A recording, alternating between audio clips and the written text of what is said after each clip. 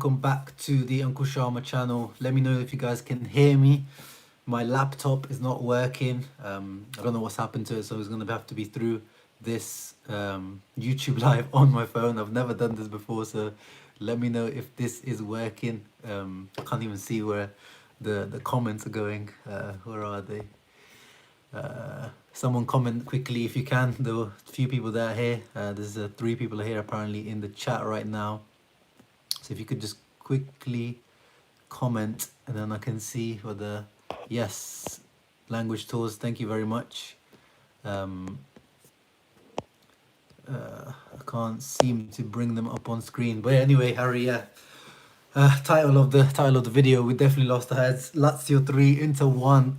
Just came back from holiday, enjoyed a nice 4 days in Paris, and Inter doing what Inter do best, giving us pain, giving us suffering. Yeah, obviously first we got to talk about the end of that match. So we as Indrahari says, we lost our head and we lost the game. There's nothing else to say. Okay, Lazio should have put the ball out of play. Yeah, maybe fair. There should have been sportsmanship, fair play, all that kind of stuff. They should have put the ball out of play. But at the same time, I can't blame Lazio. The Lautaro played on when Di Marco went down to the floor with the injury that he had, whatever it was, head injury. Or if it was a head injury, it should have been the referee to stop it. But whatever injury it was, Lazio, Inter played on, and then you can't blame Lazio for playing on afterwards. And then everyone just lost their heads. They completely let go. The match was lost at that moment, pretty much, when Lazio didn't put out the ball. Immobile's shot saved by Handanovic. Maybe he could have saved it better, but again, everyone just lost their head. Brozovic should have been following Felipe Anderson, and he puts it in, and that's the goal that ends the match. And afterwards, the goal after that, once again, Skriniar, De Vrij completely losing Milinkovic-Savic, the one guy you need to mark for Lazio in set piece plays.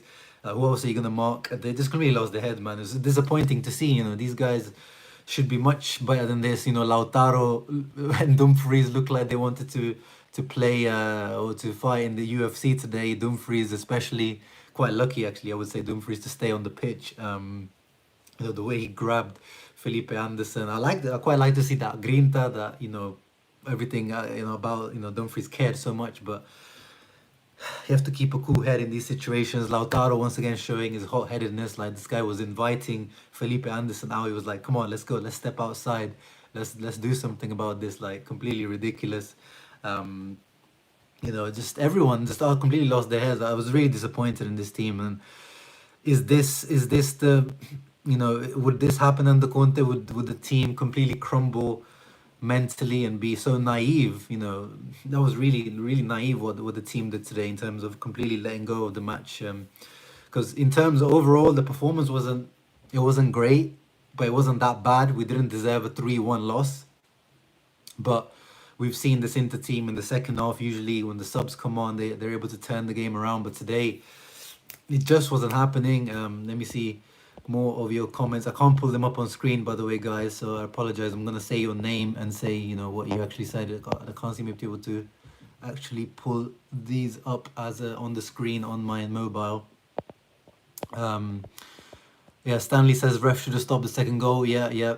Harry says, did you see the Lazio fan doing monkey chants and Dumfries? Yeah, so there's a video going around right now. Actually, I saw it live as well. If you watch when Dumfries hits who was it, Marusic, on the face when he was keeping him out, and the Marusic went down on the floor, and then Dumfries is like, can't believe that it was called as a foul. You can see, you can see in the background there's a Lazio fan that is doing is either booing or doing monkey noises or something. It doesn't look good on the video in the slow motion, and I hope that is investigated, because that guy, as Mr. Alan Pohe says, that guy needs to be, if he is doing monkey noises, monkey chanting, which to me it looked like he was booing or doing some sort of those kind of racist chants. So I hope and with Lazio fans, it's not particularly surprising as well for their reputation, but I hope that guy is found. I hope something is done, because that is unacceptable. These kind of things shouldn't be happening once again 2021. If Italian fans waited so long to get into stadium to do this, you waited over a year after the COVID period to get back into stadiums. Your behavior that's going to be the stadium. Absolutely ridiculous. Let me check out more of your comments. Yeah, Luis Felipe was sent off. Indras asked why. I'm not really sure. As Mr. Allen Poe says, he tried to taunt Correa from by grabbing him from behind. I didn't actually see what happened to Luis Felipe. My BT Sports stream didn't show any of the post match. Like, as soon as the match ended, saw that Lautaro was still going at it with Luis Felipe, but I didn't see actually why Luis Felipe was sent off. Yeah, you can see the Lazio players were really trying to, once that incident happened, they were trying to, taunt the Inter players. They were trying to get a reaction out of them. I mean, it's clever of them, but very sneaky behavior. Anton Milinkovic-Savic was trying to get a reaction out of Correa, who did get a yellow card as well. I saw the way he was kind of like, shushing players and kind of taunting them, trying to get a reaction, which is, the smart thing to do. But yeah, Buki sneaky behavior from the Lazio players today. Didn't really enjoy it, but fair play to them, man. That's how you get the result. Those guys, showed it out today. But yeah, today, in terms of Inter, let's talk about the football side now. Who did you guys kind of, everyone's very unhappy in the comments, as I can see. Robbie, thank you for coming in. You was waiting for this. You were so stressed after this. Yeah, man. Razor for Orion is pissed. Yeah, man. I'm very praising. No, this is our first loss of the season as well. It's graceful to see. It's very sad to see that this was our first loss. I predicted a win today because I knew there was lots of issues with the lineup. Unfortunately, Inzaghi was given a very difficult hand. No Sanchez, no Vidal because of the South American international break issues. Vecino and Lautaro came back very late, which is why they didn't start. Why was Lazio player crying? Yeah, Luis Felipe crying after he got the red card, which is weird actually. Going back to that, from what I understand, from what I know, Luis Felipe and Correa are supposed to be actually quite good friends. If you go on both of their Instagrams and stuff, you can see through the Lazio time they do a lot of stuff out of football's time. They seem to be good friends. So it was quite surprising that him and Correa were the ones that were kind of involved in that end of match scuffle. So yeah, I was surprised to see that.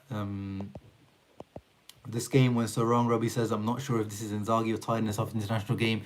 Yeah, I mean, as I said, lineup wise, I can't blame Inzaghi. There's not much else he could have done. Perisic up front is not really his position, but as King Darian says, shouts out to Ivan Perisic once again. You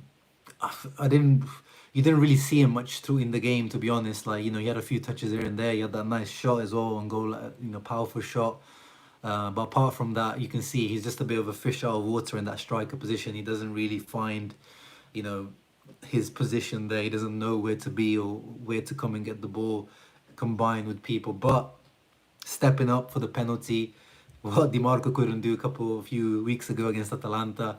Perisic stepping up. And I read a stat that apparently at Inter, he's taken 3 penalties, 2 of them with his left foot, and today right-footed. So this guy is like so both-footed. I don't even think he knows which his preferred foot is. So shouts out to Perisic, professionalism, wherever you put this guy, performing to a high level. And the 2 men on the match just for me for Inter today as well. One was Perisic and the other one was Brozovic. Brozovic, I feel like controlled, especially in the first half. I feel like he controlled completely the midfield. Some of the balls he was spraying out. He was actually dribbling out of trouble as well a few times. I think he completed three dribbles today as well, Brozovic, which was really good to see. He was taking risks, but it was paying off. Some of his switches of play were really good. So shouts out to Perisic and Brozovic, the 2 Croatians. Apart from that, guys, who are you guys disappointed with in terms of players? Brozovic, also have to say he was at fault for Felipe Anderson's goal, because he completely switched off. He started throwing his arms around because they didn't put the ball out of play, and then Felipe Anderson just went past behind him, and he was the one who got the rebound because Brozovic completely switched off there.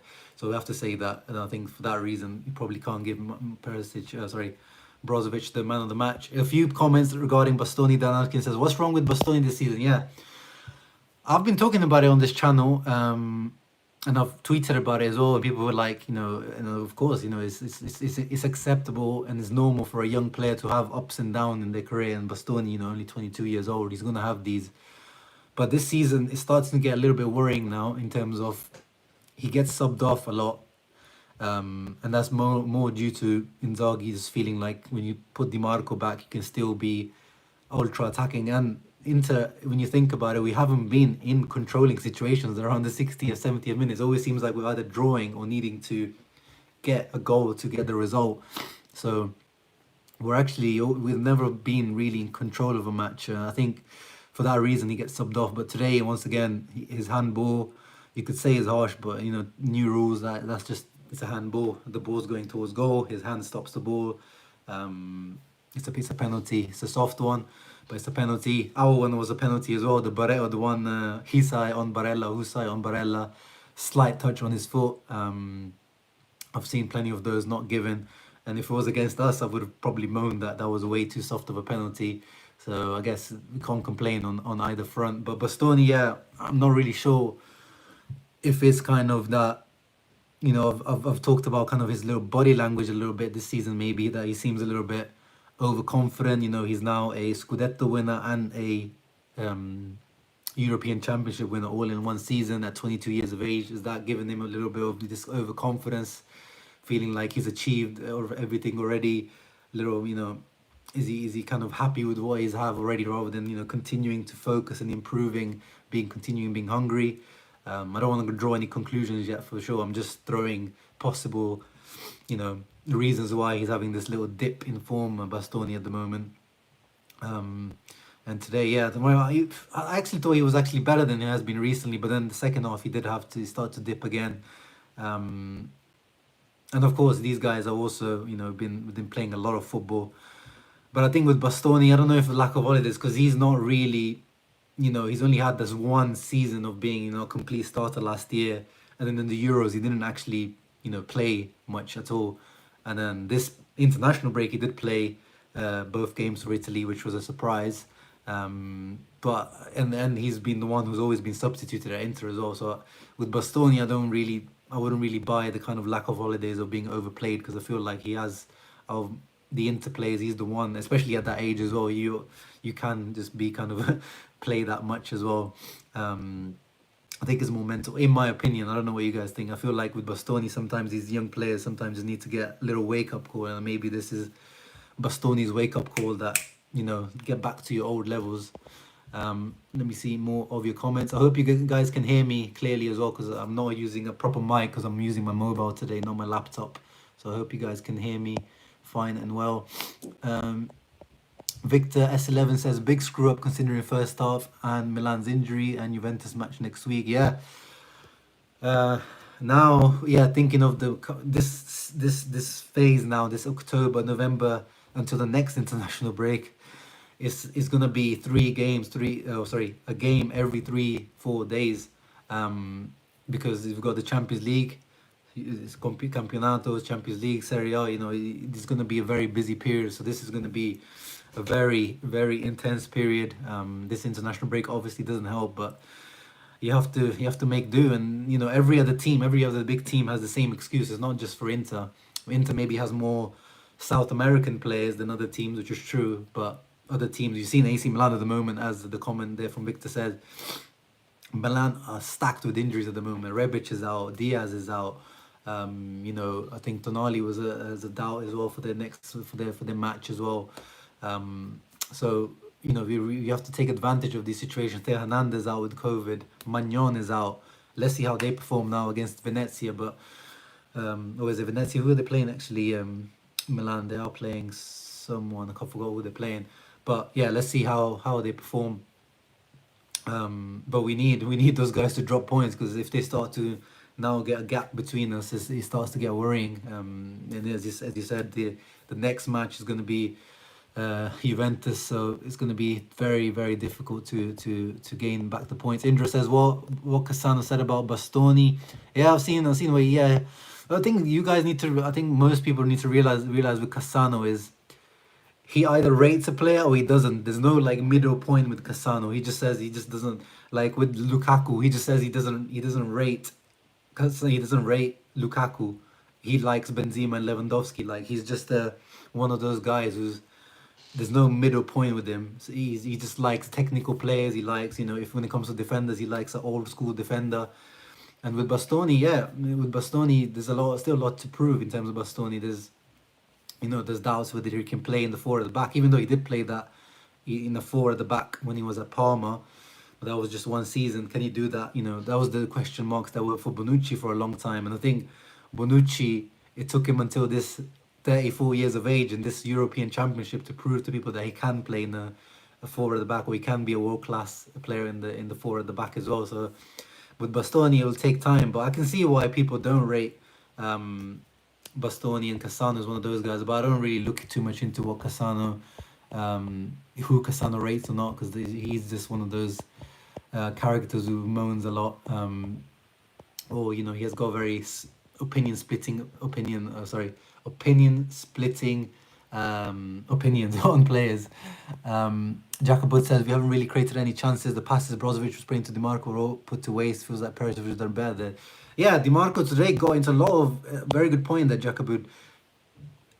Dimarco got into a lot of good positions there, as you said, and his crosses were decent, but none of them really connected with anyone. So yeah, we expect better from Dimarco's left foot for sure. And I think Perisic, he's starting to once again, like last season. Last year everyone was against Perisic, and this season everyone's like Dimarco train, and I'm hopeful with Dimarco to take over in that spot. But even defensively, Dimarco wasn't great today in the first half, especially Felipe Anderson targeted him 1v1. There was a couple of times that Anderson got past him 1v1 on that right hand side. He really targeted Dimarco and Bastoni on that side in the first half, and that's where the chances came. But yeah, in general, I'm not really too, apart from obviously how the result actually came about, but did Inter even really create much apart from the penalty? I don't remember seeing a chance that we were like, oh, how did he not score that? When Lautaro did he miss the sitter, or Dzeko missing a sitter? We didn't really create much in this match, did we? I need to have a look at the XG. But I saw Lazio had double the amount of shots on target. I think Lazio had 8 shots on target. Inter had only had 4. Reina wasn't particularly tested apart from a couple of times. Handanovic was tested a few times. So overall, I think Lazio was just the better team. There's not much you can say there. What you guys are saying? Benjamin, thank you for the belated birthday wishes. I was wishing these guys would give me a win, but they didn't. Nasta says we were unlucky tonight. Unethical win for Lazio. I don't know about unlucky, man. I don't think we were good enough. Thinking back, talking to you guys now, I don't think we were good enough, to be honest. Did Limone already moan on the post-match? Yeah, I'm gonna have a look at his post-match conference talk. If anyone's seen them, you can drop them in the comments. I can comment on them right now live if anyone's got the live answers of Inzaghi in the press conference. That'll be interesting to hear. Indrahari says confidence. If we conceded that second goal in difference circumstances, Inter can get 2 to draw. Yeah, that's one thing though with this Inter team. Even though we were losing 2-1, I was feeling quite confident that the changes would make a difference, as we often have this season. But even the changes this time round didn't really make a difference. Correa came on, and yeah, even him obviously being an ex of the match, I think he, after that goal, you could see he was kind of a bit touchy, a bit on edge. I don't think he entered the match correctly, even though he did manage to create little openings. That moment for Darmian where it went to Dumfries. Hakan, I think Hakan, if he comes on as a substitute, I think he's useless. I think with Hakan you have to start him, otherwise just don't play Hakan, because he just doesn't have that thing about making an impact. He's just not that guy, is he? Like, he's not gonna make runs off the ball or make things happen. He's just, I feel like if you play Hakan, you play him at the beginning, and if you sub him 50th 60th minute, you sub him off. Otherwise just don't bring him in. And Gagliardini today, you guys know, if you follow me on this channel for a while, for years, he's my least favorite player on this Inter squad. Much prop to him, respect to him for what he does, what he's done in terms of, especially last season when Vecino was injured. He was the guy, he was a reliable guy that was there. But today you just saw the. I know people like to slander Hakan and talked about how Hakan isn't good enough, all this kind of stuff. But playing with Gagliardini today was basically like playing with 10 men, especially when we had the ball. There was nothing. I could see nothing from Gagliardini coming from his side. There was a few headers he won, a few tackles that he won, things like that. But he was completely useless when it come to combining with Di Marco or combining with Perisic or Bastoni.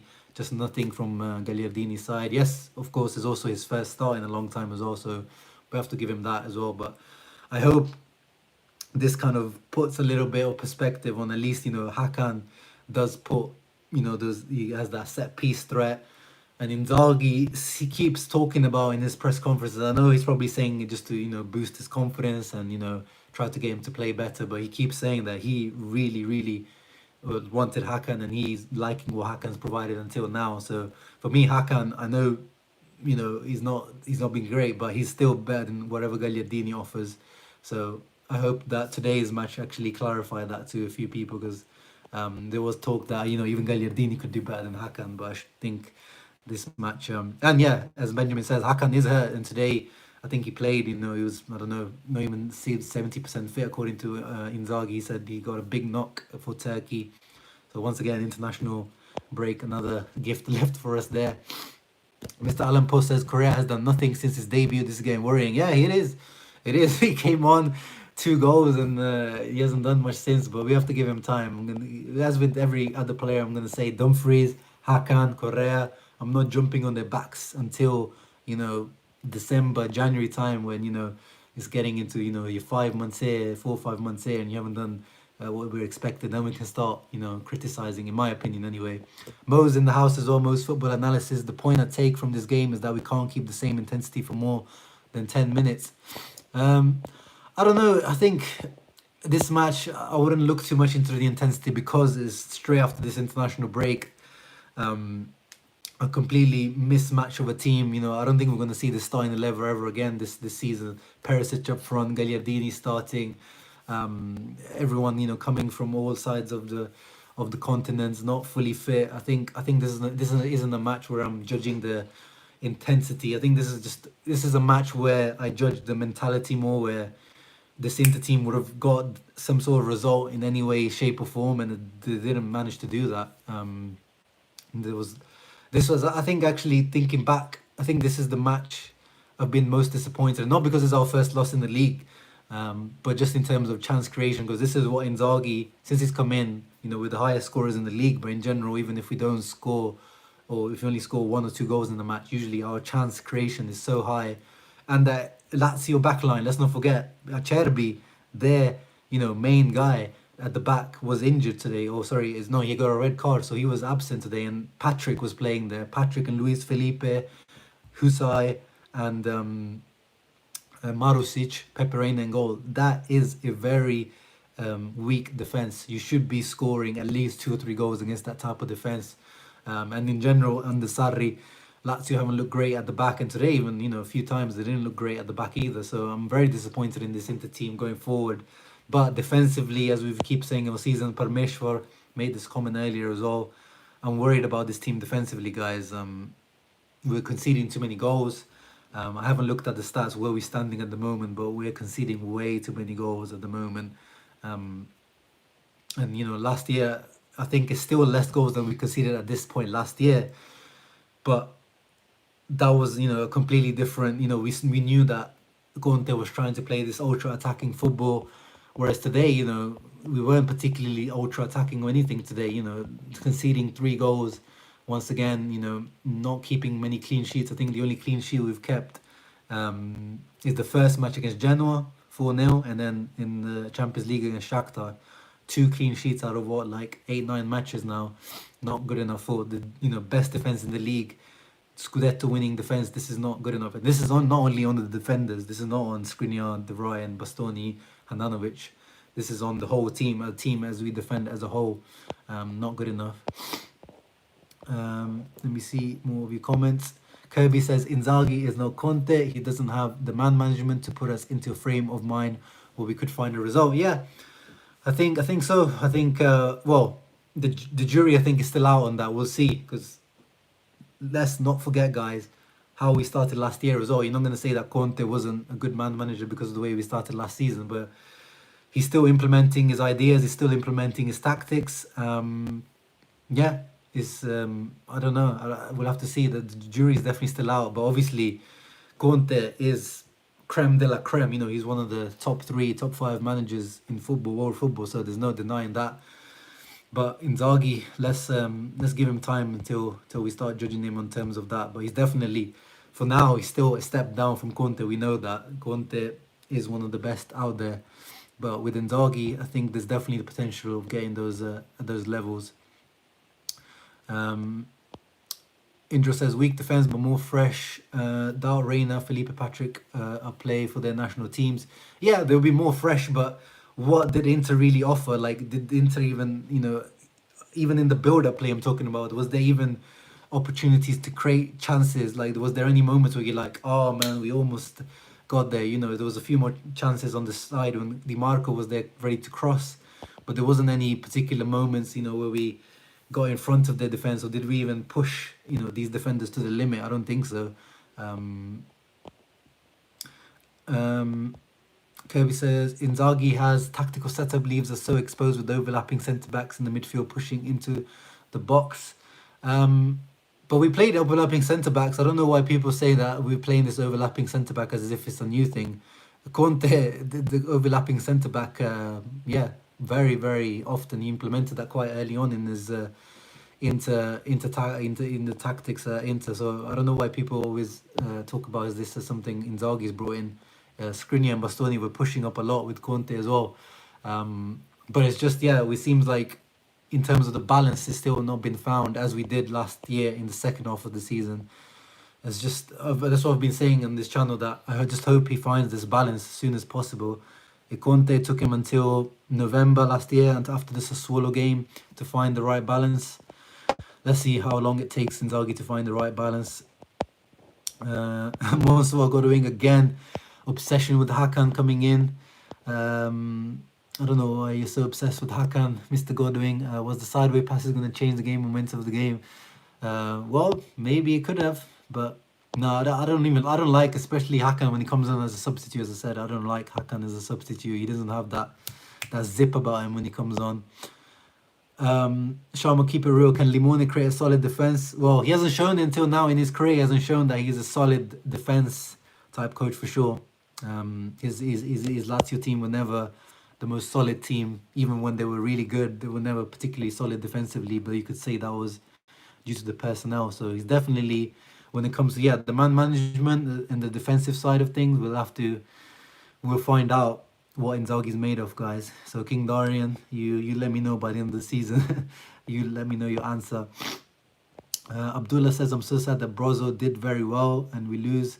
We didn't deserve to lose. I disagree, Abdullah. I mean, I agree that Brozo did very well and that he earned this new contract talk, the new contract situation. He's definitely put, his foot forward, like, I deserve this new contract, but I don't think we didn't deserve to lose. I think Lazio today were the better team, in my opinion.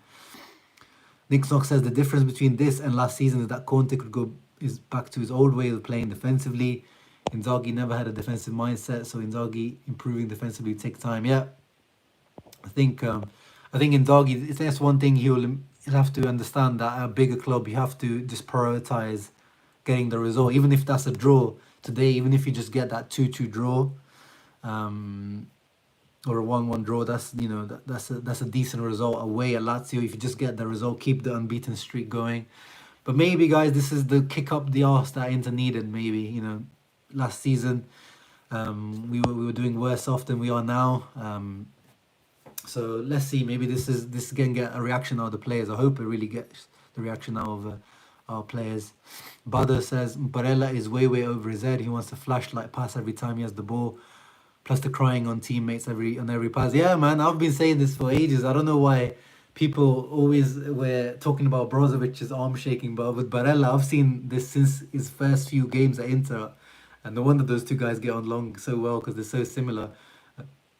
You can't be, in my opinion, he can't be the captain if this is the type of behavior he shows on the pitch, where he's like moaning and crying at teammates all the time.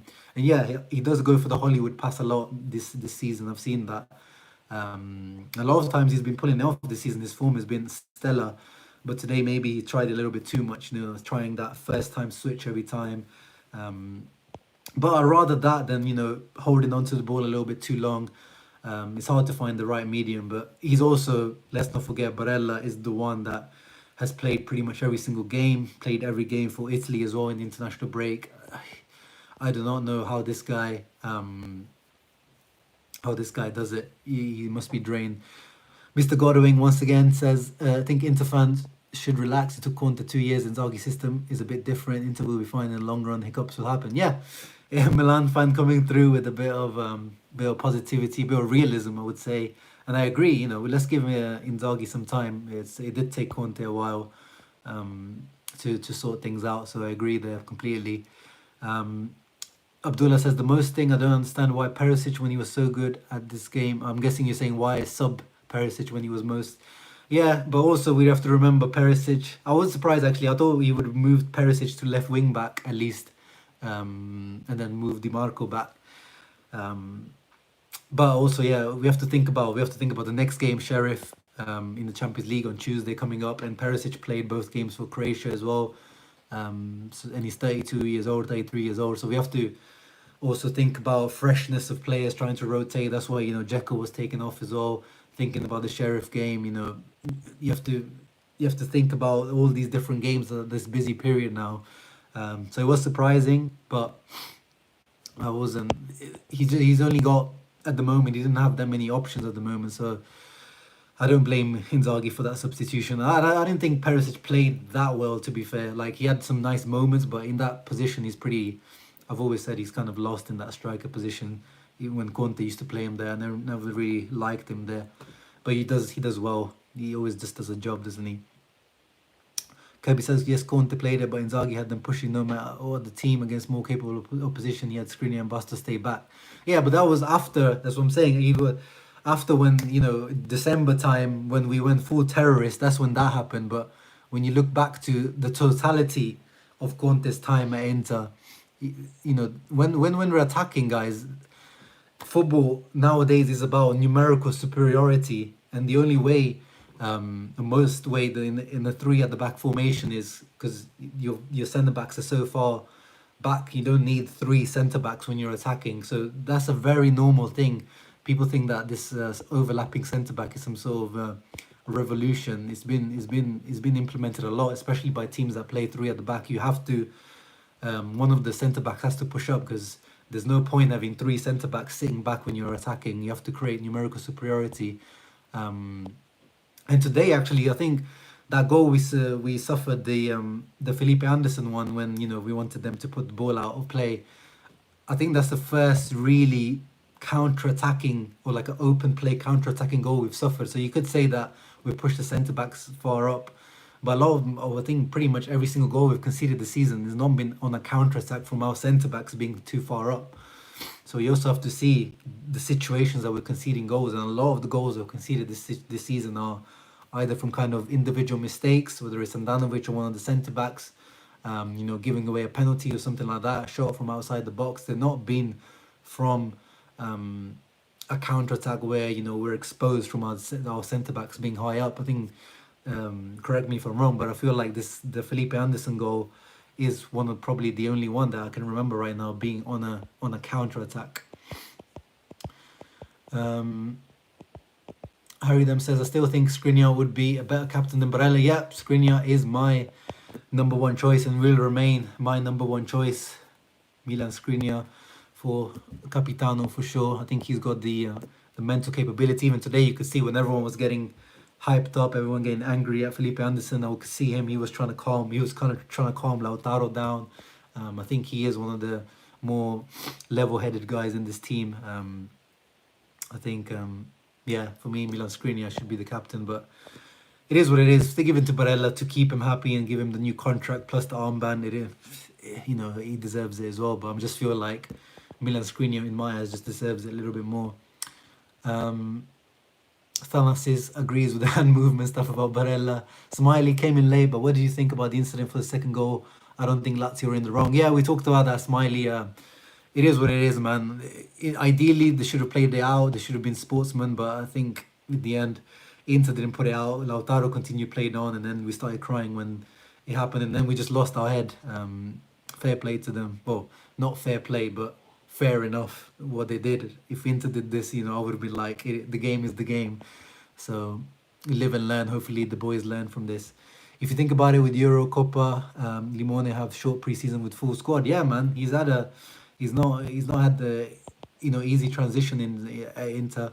Um, it's that's the thing with the when you when at big clubs, you have players that play at international tournaments all the time, international break all the time. Smiley also said Bastoni has been piss poor for his standards and showed it again today. Yeah, we discussed that as well. Goran says, well, if you look it up, every time Perisic play in attack, he scored. Yeah, I think he did it most of the time. That is right. He scored against Real Madrid. I think he scored against Hellas Verona. But in general, I'm just saying that in terms of the way he plays in that position, you can see he's not comfortable. But with Perisic, you don't have to tell me about Perisic. I've always been a Perisic supporter on this channel. Wherever you play him, that guy will do a job for you. The Ryan Bastoni doesn't look good this season. Yeah. Also, yeah. We've talked about Correa, the game man's. A lot of Correa comments coming in now. Indrahari, overlapping centre back is a revolution in England. Remember Sheffield United? Yeah. But that was like 2 or 3 seasons ago now, and the teams implemented that after that. How after we play Juve in the league next? Yeah, but that's the best way to come back from this, guys. Probably Juventus is maybe the best match now to play in terms of put this loss behind us. And Derby d'Italia, derbies, the form never counts. We've seen when Inter were in the banter era, sometimes you could even get a win there. Last season, when Inter were playing well towards the end of the season, we lost. And in the beginning of when the first time we played them, we beat them. So, form doesn't really come into play in this one. So I'm confident about playing this Juve team in general. I just hope that we don't have, key players injured and things like that. But I think the Juventus match is the perfect way to bounce back and get back on the second star mission in the right way, and hoping that some teams drop points today. Only good news this week is that Inter squad is 100% vaccinated. Yeah, it was good to see that the whole team is vaccinated. Seems like Inter didn't play around with that decision. There's talk of some teams not being fully vaccinated, but with Inter they're all vaccinated. Razor of Orient says, I was feeling calm for this game. Yeah, I did see it coming to bite us in the ass. Don't know, it's like we're missing the last piece of the puzzle. Yeah, definitely agree. Tanasi says, Korea was once again really poor change, without ideas, without passion. Well, I said, I think he was kind of feeling this match as being an ex-player. You could see he was kind of feeling it a little bit extra. He didn't really offer too much when he came on. There was a couple of nice plays he had, but we need more from Korea, man. We need a lot more. I'm not happy with his off-the-ball movement. I watch him when he's off the ball and he doesn't make any darting runs like off the ball or behind the defense. He's always waiting for the ball at his feet. And I'm not liking what I see off the ball from Korea at the moment. If Juve wins at Roma and next against us, they win that too, Juve will be level on terms. Yeah, of course. If they win every game, that's how things work. We'll get to that. That's not the kind of mentality we want. If we Inter wins against Juventus and they win the next match, then we're back up, near the top. Korea has had enough excuses. We need a striker with Coglioni, whether it be or not. Bin Salman's cash will help a lot in January. Of course, cash would help a lot in January. But everyone, if by striker you mean Belotti, at the same time, a lot of people have been disappointed by Correa and saying Belotti would have been better. But now, if you talk to me about Belotti, go search up Belotti. How many goals he scored this season? How long has he been out injured? So you also have to balance the argument. You can't just say, oh, it would have been better if we got Belotti. But Belotti's been injured for most of the season, and he's only had that one goal from a deflected shot. So you have to be balanced when you come up with these arguments as well. A win versus Sheriff in Euro would be nice. Yeah, now head towards Sheriff for sure. Champions League. We have to get the win in the Champions League. if we don't win against Sheriff, once again, we don't deserve to go through to the next stage.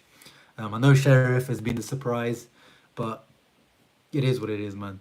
But yeah, guys, 40 minutes. I don't have my laptop today.